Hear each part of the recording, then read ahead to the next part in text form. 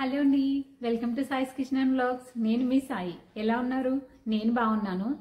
మన ఛానల్లో videos upload చేసి చాలా డేస్ అయిపోయింది కదా, ఆల్మోస్ట్ 1 మంత్ అవుతుంది. నేను కొంచెం బిజీ ఉండడం వల్ల వీడియోస్ అప్లోడ్ చేయడం కుదరలేదు. ఈరోజు మన వీడియో ఏంటి అంటే, మన ఛానల్లో already puri Konark videos upload చేశాను కదా, భువనేశ్వర్ వీడియోస్ అప్లోడ్ చేయలేదు.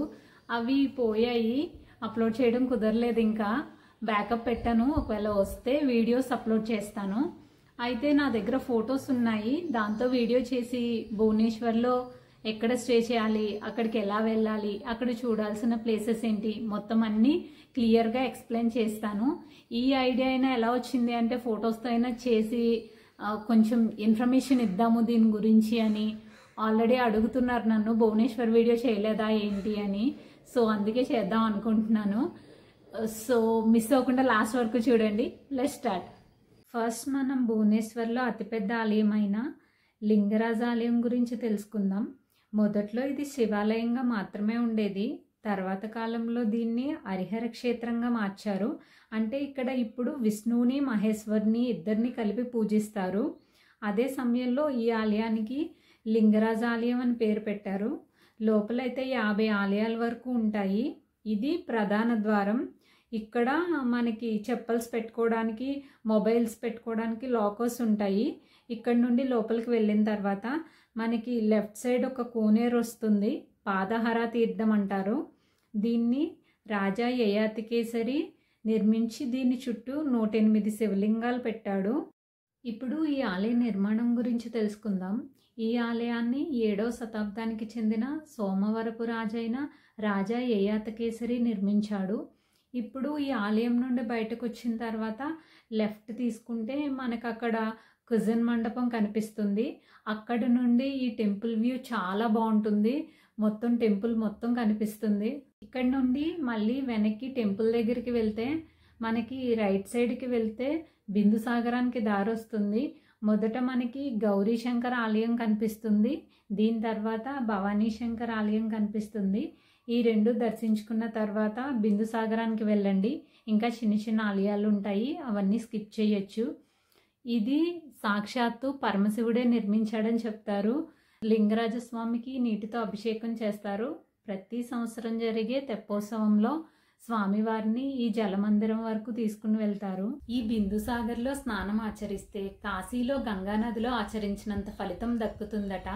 ఇక్కడ పితృదేవతలకు తర్పణం వదిలితే కాశీలో గంగానదిలో వదిలినంత పుణ్యం లభిస్తుందట. ఈ బిందుసాగరానికి ఎదురుగా అనంత వాసుదేవ ఆలయం ఉంటుంది. దీని ప్రత్యేకత ఏంటి అంటే, చుట్టూ శివాలయాల మధ్య ఉన్న ఏకైక వైష్ణవాలయం ఈ ఆలయం. ఈ ఆలయం పూరి జగన్నాథ ఆలయాన్ని నిర్మించిన తూర్పు గంగరాజ వంశీకులు నిర్మించారు. పూరిలో లాగానే ఇక్కడ కూడా శ్రీకృష్ణ బలరాములు పూజలు అందుకుంటున్నారు. ఇక్కడ ప్రసాదం కూడా పూరి ఆలయంలోలానే చేసి స్వామివారి నైవేద్యం తర్వాత ఈ ఆలయానికి సమీపంలో ఉన్న ఆనంద బజార్లో అమ్ముతారు.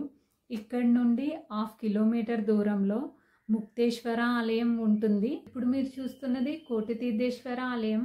అనంత వాసుదేవ ఆలయం నుండి బయటకు వచ్చిన తర్వాత స్ట్రైట్గా వెళ్తే కేసరి బంగ్లా కనిపిస్తుంది. దాని తర్వాత రైట్ తీసుకుని అక్కడి నుండి లెఫ్ట్ తీసుకుంటే మనకి ఈ కోటితీర్థేశ్వర ఆలయం వస్తుంది. ఇది దాటిన తర్వాత పరశురామేశ్వర ఆలయం వస్తుంది. ఈ 2 ఆలయాలు దాటిన తర్వాత మనకి ముక్తేశ్వర ఆలయం వస్తుంది. ఈ ఆలయానికి ఈ తోరణం చాలా ప్రత్యేకంగా నిలుస్తుంది. ఒరిస్సాలో ఏ ఆలయంలో ఇలాంటి తోరణాన్ని చూడలేం మనం, చాలా అద్భుతంగా ఉంటుంది. ఈ ఆలయం నుండి బయటకు వచ్చిన తర్వాత స్ట్రైట్గా వెళ్తే మెయిన్ రోడ్ వస్తుంది. అక్కడి నుండి లెఫ్ట్ తీసుకుంటే మనకి సిగ్నల్ కనిపిస్తుంది. అక్కడి నుండి రైట్కి వెళ్తే మనకి రాజారాణి ఆలయం కనిపిస్తుంది. ఈ ఆలయ అసలు పేరు ఇంద్రేశ్వర ఆలయం. ఈ ఆలయం పైన ఉండే శిల్పాల కారణంగా దీనికి రాజారాణి ఆలయం అని పేరు వచ్చింది. ఈ 3 ఆలయాల్ని ఆర్కియలాజికల్ డిపార్ట్మెంట్ మెయింటైన్ చేస్తుంది. ఒరిస్సాలో లింగరాజ ఆలయం తర్వాత చూడాల్సిన అతి ముఖ్యమైన ఆలయాలు ఈ 3 ఆలయాలు. మిగిలిన ఆలయాలన్నీ ఆల్మోస్ట్ లింగరాజ ఆలయంలానే ఉంటాయి. ఇక్కడ నుండి 1.5 కిలోమీటర్ దూరంలో ఒడిశా స్టేట్ మ్యూజియం ఉంది.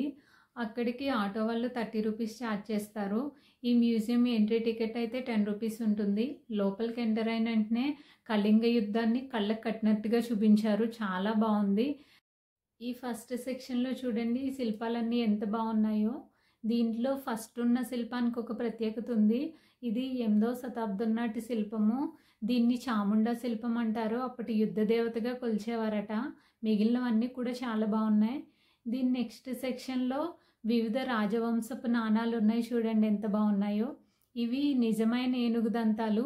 అప్పట్లో ఈ ప్రదేశంలో ఏనుగులు ఎక్కువ ఉండడం వల్ల ఏనుగు దంతాల మీద శిల్పాలు చెక్కే కళ అభివృద్ధి చెందిందట. ఈ శిల్పం చూడండి ఎంత బాగుందో. ఒకవైపు పార్వతి, ఇంకొక వైపు లక్ష్మీదేవిని ఎంత అందంగా చెక్కారో. దీని మీద ఒకవైపు మహాభారతం, ఒకవైపు రామాయణం కనిపించేలా అందంగా చెక్కారు చూడండి. ఇది ఏమో దశావతారాలు ఉన్నాయి చూడండి దీని మీద. ఇలా ఒకటనే కాదు, ఇక్కడ అన్ని శిల్పాలు కూడా చాలా బాగున్నాయి. ఈ మ్యూజియం అయితే నాకు చాలా నచ్చింది. ఈ మ్యూజియం నుండి 9 కిలోమీటర్ల దూరంలో ధవళగిరి ఉంటుంది. ఓలా బుక్ చేసుకుని వెళ్ళండి. కొండ కింద వరకు మాత్రమే ఓలా సర్వీస్ అవైలబుల్ ఉంటుంది. అక్కడ నుండి అయితే మనకి బస్సెస్ ఉంటాయి. Up and down 10 rupees charge చేస్తారు. ఈ ధవళగిరి ప్రత్యేకత ఏంటి అంటే, భారత చరిత్రలోనే ఎంతో రక్తపాత యుద్ధంగా నిలిచిన కళింగ యుద్ధం జరిగిన ప్రదేశం ఇది. ఇక్కడ చూడండి, ఆ దయా నదిలోనే రక్తం ఏరులై పారిందట. మౌర్య వంశపాలకుడైన అశోకుడు కళింగులను ఓడించి విజయం సాధించాడు. ఈ విజయానంతరం ఈ యుద్ధ పరిణామం వల్ల జరిగిన ప్రాణ ధన నష్టాన్ని చూసి హృదయం ద్రవించి ఇకపై రాజ్య విస్తరణ కోసం ఎలాంటి యుద్ధాలు చేయనని ప్రతిజ్ఞ చేశాడు. ఇదే సమయంలో బౌద్ధ మతం స్వీకరించి శాంతికి చిహ్నంగా ఈ బుద్ధుని స్తూపాన్ని నిర్మించాడు.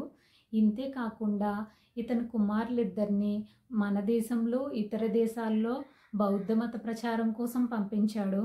ఈ స్తూపంపై బుద్ధుని జీవిత చరిత్రలను చెక్కించి రాజ్య విస్తరణ, సైన్య విస్తరణ కోసం ఎలాంటి యుద్ధాలు చేయకూడదని నిర్ణయించుకుని శాంతి, సామరస్యం, ప్రజాశ్రేయస్సే లక్ష్యంగా 40 ఏళ్ల సుపరిపాలన కొనసాగించాడు. ఇక్కడి నుంచి లంచ్ చేసిన తర్వాత ఉదయగిరి, కందగిరి కేవ్స్కి వెళ్ళండి. అక్కడ ఎంట్రీ టికెట్ 25 రూపీస్ ఉంటుంది. అది చూసిన తర్వాత ఉదయగిరి, కందగిరి కేవ్స్ నుంచి 18 కిలోమీటర్ల దూరంలో ఉన్న ఇండియాలోనే 2వ అతిపెద్ద జూలాజికల్ పార్క్ అయిన నందన్కనన్ జూలాజికల్ పార్క్ వెళ్ళండి. ఇక్కడ ఎంట్రీ టికెట్ 50 రూపాయలు ఉంటుంది. లోపలికి వెళ్ళిన తర్వాత లెఫ్ట్ సైడ్ కౌంటర్ ఉంటుంది. అక్కడ ఎలక్ట్రికల్ వెహికల్ అయితే 80 రూపాయలు, సఫారీ అయితే 60 రూపాయలు ఛార్జ్ చేస్తారు. ఈ జూ ప్రత్యేకత ఏంటి అంటే, ఇక్కడ వైట్ టైగర్స్ చాలా ఎక్కువ ఉంటాయి. ఇప్పుడు మనం భువనేశ్వర్కి ఎలా వెళ్ళాలో తెలుసుకుందాం. మన తెలుగు రాష్ట్రాల నుండి భువనేశ్వర్కి వెళ్ళడానికి డైరెక్ట్ ట్రైన్స్ ఉన్నాయి. హైదరాబాద్, విజయవాడ, వైజాగ్ నుండి డైరెక్ట్ బస్సెస్ ఉన్నాయి. భువనేశ్వర్లో ఎక్కడ స్టే చేయాలి అంటే, రైల్వే స్టేషన్కి దగ్గరలో రూమ్స్ ఉన్నాయి. 1000 నుండి 1500 ఛార్జ్ చేస్తారు. ఇలా కాకుండా ఇంకా తక్కువలో కావాలి అంటే రైల్వే స్టేషన్కి దగ్గరలో డార్మెటరీస్ కూడా ఉన్నాయి. బస్ స్టాండ్కి దగ్గరలో కూడా డార్మెటరీస్ ఉన్నాయి. ఈ ట్రిప్ ఫుల్ డీటెయిల్స్ డిస్క్రిప్షన్లో ఇస్తాను, చెక్ చేయండి. సో ఫైనల్లీ ఈ వీడియో కనుక మీకు నచ్చినట్లయితే please like, share and subscribe to our channel. Thanks for watching.